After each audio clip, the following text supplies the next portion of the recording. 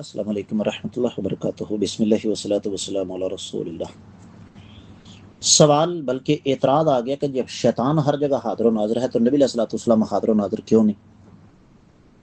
ہم سوال کرنے والے سے بلکہ اعتراض کرنے والے سے کہیں گے اللہ تعالیٰ سے ڈرو۔ کتنا بڑا گستاخانہ جملہ آپ نے بول دیا ہے، آپ کی زبان نہیں کانپی؟ اللہ کے نبی صلی اللہ علیہ وسلم کا موازنہ شیطان ملعون سے کرتے ہوئے، یعنی تعصب نے ہمارے دماغوں کو اس قدر خراب کر دیا ہے کہ ہم نے امام الانبیاء محمد رسول اللہ صلی اللہ علیہ وسلم کو نعوذ باللہ نعوذ باللہ نعوذ باللہ خاکم بدہن، حقیقت بات یہ ہے کہ میرا تو جسم کانپ رہا ہے یہ بات کرتے ہوئے بھی، کہ ہم نے آقا علیہ الصلوۃ والسلام کو شیطان کے مقابلے میں لا کھڑا کیا۔ کس منہ سے ہم اللہ کے نبی صلی اللہ علیہ وسلم کے سامنے قیامت والے دن جائیں گے؟ اور کہاں گیا ہمارا ایمان؟ کیا رسول کریم صلی اللہ علیہ وسلم کی محبت یہی ہے کہ وہ ملعون جس نے اللہ تعالیٰ کے ساتھ وعدہ کیا ہوا ہے کہ الہ العالمین میں قیامت تک آپ کے بندوں کو گمراہ کرتا رہوں گا، جس کا کام لوگوں کو گمراہ کرنا ہے، اس کے مقابلے میں آقا علیہ الصلوۃ والسلام کو ہم کھڑا کر دیں جو دنیا میں آئے ہی رحمت للعالمین بن کر؟ ایک طرف وما ارسلناک الا رحمت للعالمین ہے، یہ آقا علیہ السلام کی شان ہے، وما ینطق عن الہوا ان ہوا الا وحی یوحی، کہ نبی علیہ الصلوۃ والسلام اپنی مرضی سے بات نہیں کرتے، جو بات آپ کی زبان سے ادا ہوتی ہے وہ اللہ تعالیٰ کی طرف سے وحی ہوتی ہے۔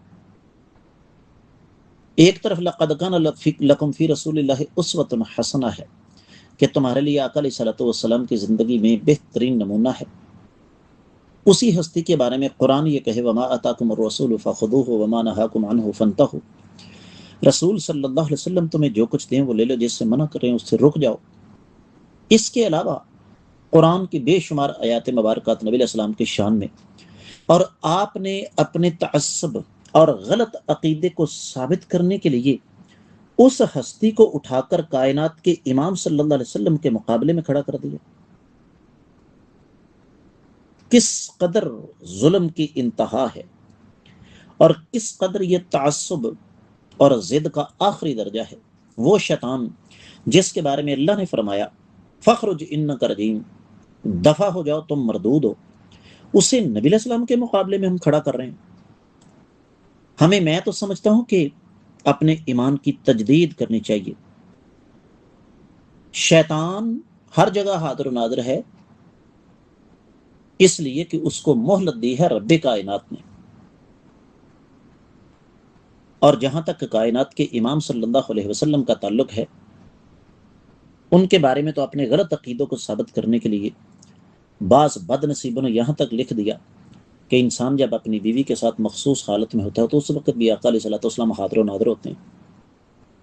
کچھ اللہ تعالیٰ سے ڈریں، کچھ اپنے ضمیر سے پوچھیں کہ میں نے کیا پوچھا ہے اور کیا اعتراض کیا ہے۔